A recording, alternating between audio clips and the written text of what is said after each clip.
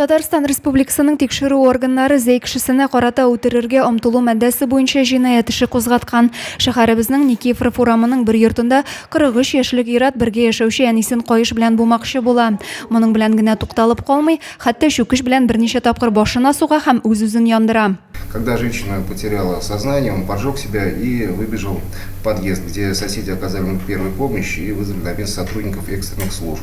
В настоящее время женщина госпитализирована.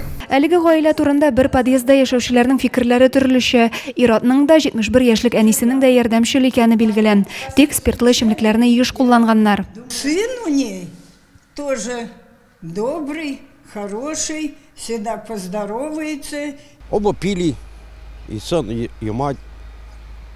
Муж умер где-то, куда-то увезли. Вот вся одна, я их недавно знаю.